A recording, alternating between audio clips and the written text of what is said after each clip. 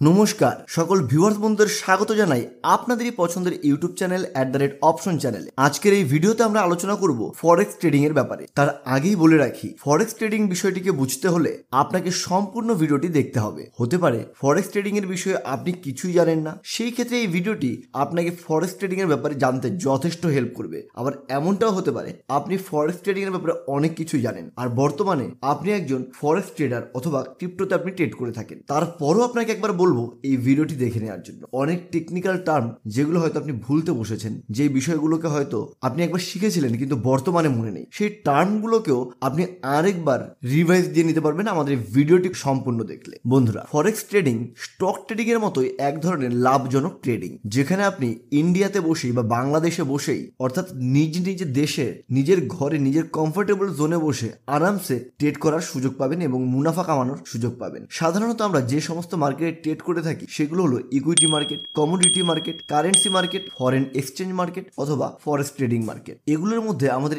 ইন্ডিয়াতে equity market অনেক জনপ্রিয় একটি ইনভেস্টমেন্ট অপশন বা ইনভেস্টমেন্ট করার একটা প্ল্যাটফর্ম, যেখানে বর্তমানে প্রচুর লোকেরা কোটি কোটি টাকা ইনভেস্ট করছেন। আর লাস্ট 2-3 বছরে তো প্রচুর ট্রেডার এই স্টক মার্কেটকে তাদের কেরিয়ার বানানোর জন্য ভালো করে শিখে ট্রেড করা শুরু করে দিয়েছেন। কিন্তু অনেকেই আছেন যাদের ইকুইটিতে ট্রেড করতে খুব একটা পছন্দ নয়। আবার আমাদের বাংলাদেশের অনেক বন্ধুরাই রয়েছেন যারা ক্রিপ্টোতে এবং ফরেক্সে ট্রেডিং করে থাকে, কারণ বাংলাদেশের স্টক মার্কেট ভালো লিকুইডিটি নেই, অর্থাৎ বেচা কেনা করার জন্য যে প্রচুর পরিমাণে লোকের প্রয়োজন, প্রচুর ট্রানজাকশনের প্রয়োজন, সেই ট্রানজাকশনটি সেখানে নেই। আর এই কারণেই বাংলাদেশের বন্ধুরা ক্রিপ্টো এবং ফরেক্স ট্রেডিং করতে তারা বেশি পছন্দ করে থাকেন। দুনিয়া জুড়ে বিভিন্ন স্টক এক্সচেঞ্জগুলোর মাধ্যমে যেমন কমোডিটি, স্টক এগুলোতে লেনদেন হয়, তেমন ভাবেই বিশ্বের বিভিন্ন দেশের আলাদা আলাদা মুদ্রা ব্যবস্থা থাকে। এই মুদ্রাগুলোর উপরও আমরা চাইলে ট্রেড করতে পারি। আর এই বিষয়টাই হয় কারেন্সি মার্কেট অথবা ফরেন এক্সচেঞ্জ মার্কেটের মধ্যে। এই মার্কেটে বিশ্বজুড়ে বিভিন্ন আলাদা আলাদা দেশি বিদেশি মুদ্রার উপরে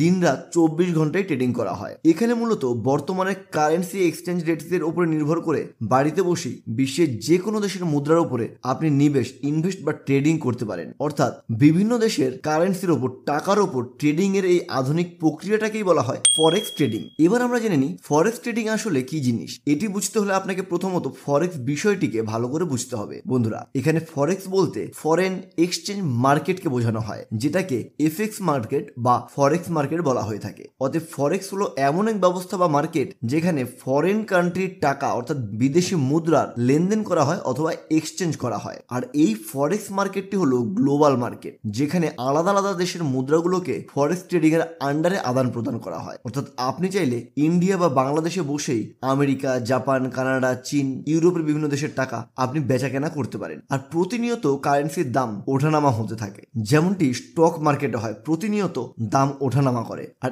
এভাবেই যখন দাম কমে থাকবে তখন আপনি কিনবেন এবং দাম বাড়লে সেই জিনিসটি বিক্রি করে দেবেন। এভাবে আপনি স্টক মার্কেটের মতন সেম এইভাবেই এই প্রক্রিয়াটিতেই আপনি প্রতিদিন কিন্তু নিয়মিতভাবে প্রফিট করতে পারবেন। এছাড়াও ফরেন এক্সচেঞ্জের মাধ্যমে একটি দেশের মুদ্রাকে অন্য একটি দেশের মুদ্রাতে এক্সচেঞ্জও করা যায়, অর্থাৎ অদল বদলও করা যায়। আর এই মুদ্রার অদল বদলটি হয় বিভিন্ন আলাদা আলাদা কারণের ফলে, যেমন বৈদেশিক বাণিজ্যের জন্য, ফরেক্সের ট্রেডিং এর জন্য, ট্যুরিজমের জন্য প্রভৃতি কারণে। বন্ধুরা, আপনাদের জানিয়ে রাখি, বিশ্বের সব থেকে অধিক ট্রেড বা লেনদেন কিন্তু এই ফরেক্স মার্কেটেই হয়ে থাকে। ফরেক্স মার্কেটের প্রতিদিন প্রায় $5.1 ট্রিলিয়ন ট্রেড হয়। মিলিয়ন বিলিয়ন নয়, এখানে ট্রিলিয়নের কথা হচ্ছে। বন্ধুরা, বুঝতেই পারছেন এই মার্কেটটি কত বড়। আর এত বড় মার্কেট হওয়ার কারণে কিন্তু এখানে শর্ট লিকুইডেশনের কোনো ভয় নেই, কোনো সম্ভাবনা নেই যে আপনি কোনো একটি জিনিস কিনলেন আর তারপর সেটি বিক্রি করতে পারছেন না, যেমন আমাদের পেনি স্টকে হয়। কিন্তু আপনি ফরেক্স ট্রেডিং এই জিনিসটা দেখতে পারবেন না, কেননা এটিতে বিশ্বের যে কোনো দেশের যে কোনো জায়গার মানুষ পার্টিসিপেট করতে পারে। আর এটাই ক্রিপ্টোকারেন্সি অথবা ফরেক্স ট্রেডিং এর সবচেয়ে বড় অ্যাডভান্টেজ। আর আমাদের স্টক মার্কেটের মতোই ফরেক্স মার্কেটেও বিশ্বজুড়েই সপ্তাহের 5 দিন খোলা থাকে। আমাদের ইন্ডিয়ান মার্কেট যেখানে সকাল 9টা থেকে 3:15 পর্যন্ত সোম থেকে শুক্র খোলা থাকে, সেখানে ফরেক্স মার্কেট দিন রাত 24 ঘন্টা ওপেন থাকে এই দিনগুলোতে। আশা করি ফরেক্স জিনিসটা কি সেটা খুব সহজেই আপনারা বুঝতে পেরেছেন। আমরা তো জানলাম ফরেক্স বিষয়টি কি জিনিস, এবার আমরা জানবো ফরেক্স ট্রেডিং বিষয়টি ঠিক কি জিনিস। ভিউয়ার্স বন্ধুরা, ট্রেড শব্দের অর্থ হলো লেনদেন অথবা কেনা বেচা। তাই যখন আপনি ফরেক্স এক্সচেঞ্জ মার্কেট থেকে বিদেশি মুদ্রার কেনা বেচা করবেন, তখন সেই প্রক্রিয়াকেই বলা হবে ফরেক্স ট্রেডিং। ফরেক্স এক্সচেঞ্জ মার্কেট হলো সেই মার্কেট যেখান থেকে সরাসরি বিদেশি মুদ্রা কেনা বেচা বা ট্রেড করা সম্ভব। ফরেক্স মার্কেটের দ্বারা যে কোনো দেশের বর্তমানের মুদ্রার নির্ধারিত এক্সচেঞ্জ রেটটি দেখানো হয়। তবে মুদ্রার বেচা কেনা বা ট্রেডিং করার সময় আপনাকে সেই মুদ্রার বর্তমান এক্সচেঞ্জ রেট অবশ্যই দেখে ও জেনে নিতে হবে, কারণ গ্লোবাল ফরেন এক্সচেঞ্জ মার্কেটের মধ্যে প্রত্যেক সেকেন্ডে আলাদা আলাদা দেশের মুদ্রার এক্সচেঞ্জ রেট ওঠানামা হতে থাকে। যখন কোনো বিদেশি মুদ্রার মূল্য কম থাকে, চাইলে তখন সেই মুদ্রাটি আপনি কিনে রেখে দিতে পারেন, কিন্তু মুদ্রা কেনার সময় বর্তমানে ফরেন এক্সচেঞ্জের রেট হিসাবেই আপনি আপনার দেশের মুদ্রা ব্যবহার করে সেই বৈদেশিক মুদ্রাগুলো কিনে রাখতে পারবেন। এতে যখন সেই বিদেশি মুদ্রার মূল্য ফরেক্স মার্কেটে বৃদ্ধি পাবে, তখন আপনি আপনার কাছে থাকা বিদেশি মুদ্রাগুলোকে অধিক মূল্যের বিনিময়ে বিক্রি, এক্সচেঞ্জ বা ট্রেড করে প্রফিট কামাতে পারেন। আর এভাবেই ফরেক্স ট্রেডিং এর মাধ্যমে লোকেরা টাকা আয় করে থাকে। আসুন বিষয়টিকে একটি উদাহরণের মাধ্যমে আরো সহজভাবে বোঝার চেষ্টা করি। ধরুন আপনি ভাবলেন ফরেক্স ট্রেডিং করে টাকা ইনকাম করবেন, তাই আপনি ফরেন মার্কেট থেকে $100 কিনে নিলেন, বা আপনার দেশের টাকার বদলে $100 আপনি কিনে রেখে দিলেন। আর ডলার কেনার সময় প্রত্যেক ডলারের এক্সচেঞ্জ রেট ভারতীয় টাকাতে ধরে রাখছি 80 টাকাতে ছিল। তাহলে $100 এক্সচেঞ্জ করার ক্ষেত্রে আপনি দিয়েছেন টোটাল 100 × 80 টাকা, অর্থাৎ প্রায় 8000 টাকা। অর্থাৎ ভারতীয় মুদ্রা হিসেবে আপনি 8000 টাকা দিয়ে বিদেশি অর্থাৎ $100 কিনে রাখলেন। আর আমরা জানি কারেন্সি রেট প্রতিনিয়ত কম বেশি হতে থাকে গ্লোবাল কারণের ফলে, দেশের মুদ্রাস্ফীতির ফলে, দেশের অর্থনীতির উপরে এগুলো নির্ভর করে। আরো বিভিন্ন ম্যাট্রিক্স আছে, সেই ম্যাট্রিক্সগুলোর উপর নির্ভর করে বিভিন্ন দেশের টাকার দাম প্রতিনিয়ত ওঠানামা করতে থাকে। এবার ধরুন যখন 80 টাকা রেট ছিল তখন আপনি ডলার কিনে রেখেছিলেন। এরপর ভাবুন ডলার কেনার পর আপনার ফরেন এক্সচেঞ্জ মার্কেটের মধ্যে আপনি দেখতে পেলেন $1 মূল্য ভারতের ক্ষেত্রে 89 টাকা হয়ে গেল। আর আপনি কিছুদিন আগেই মাত্র 80 টাকা দিয়ে একটি করে ডলার কিনেছিলেন। $100 কিনতে আপনার 8000 টাকা খরচ হয়েছিল। আর এখন যদি 89 রুপিস হয়ে যায় বা 85 রুপিস হয়ে যায় ডলারের দাম, আমি ধরে নিচ্ছি 85 রুপিস হয়েছে কিছুদিনের মধ্যে, তাহলে আপনার সেই $100 মূল্য কত দাঁড়ালো? $100 মূল্য দাঁড়ালো 8500 টাকা, অর্থাৎ আপনার 500 টাকার প্রফিট হচ্ছে। এভাবে আপনি বিভিন্ন আলাদা আলাদা দেশের মুদ্রাগুলোর উপরে ইনভেস্ট বা ট্রেডিং করে ফরেক্স ট্রেডিং এর মাধ্যমে টাকা আয় করতে পারবেন। তবে কোন দেশের মুদ্রার মূল্য ভবিষ্যতে বৃদ্ধি পাওয়ার সম্ভাবনা রয়েছে সেটার অনুমান করেই আপনি আপনার ট্রেডিং গুলো করবেন। আপনার অনুমান যদি সঠিক হয় তাহলে আপনি প্রফিট করে নিতে পারবেন, আর আপনার যদি অনুমান প্রেডিকশন ভুল হয় তাহলে আপনার লসও হতে পারে। আশা করছি ফরেক্স ট্রেডিং বিষয়টি আপনি বুঝতে পেরেছেন। এবার আমরা জানবো ফরেক্স ট্রেডিং কিভাবে কাজ করে। বন্ধুরা, আমাদের দেশের স্টক মার্কেটে যেমন আমরা শেয়ার বা স্টক কেনা বেচা করি, ঠিক তেমনই ফরেক্স মার্কেটে কারেন্সি কেনা বেচা হয়। তবে এই কেনা বেচা সবসময় দুটি আলাদা আলাদা দেশের কারেন্সির মধ্যেই হয়ে থাকে। ধরুন আপনি অনুমান করলেন আমেরিকার ডলারের তুলনায় কানাডার ক্যাডের মূল্য বৃদ্ধি হবে, আর সেই মোতাবেক আপনি ক্যাড ইউএসডি তে ট্রেড নিয়ে নিলেন। এবার যদি আপনার অনুমান সঠিক হয় তাহলে আপনার প্রফিট হবে, আর আপনার অনুমান যদি ভুল হয় তাহলে আপনার লসও হওয়ার সম্ভাবনা থাকছে। এবার আমরা জানবো ফরেক্স ট্রেডিং এ কাজ শুরু করতে হলে আপনাকে কি করতে হবে। দেখুন, স্টক মার্কেটে যেমন কাজ শুরু করতে হলে সর্বপ্রথম একটি ডিমাট অ্যাকাউন্টের প্রয়োজন পড়ে, আর সেই ডিমাট অ্যাকাউন্টটি কোনো না কোনো ব্রোকারের আন্ডারে থাকে। ঠিক তেমনই ফরেক্স মার্কেটে কাজ করতে হলে আপনাকে একটি ফরেক্স ব্রোকারের আন্ডারে অ্যাকাউন্ট খুলে নিতে হবে, যার মাধ্যমে আপনি কারেন্সিগুলোতে ট্রেড করার সুযোগ পাবেন। আর ফরেক্স ট্রেডিং এর জন্য বেস্ট ব্রোকার সংস্থার ব্যাপারে আপনারা যদি জানতে চান তাহলে অবশ্যই কমেন্টস করে আপনারা আমাদের জানাতে পারেন। আমরা নেক্সট কোন একটি ভিডিওতে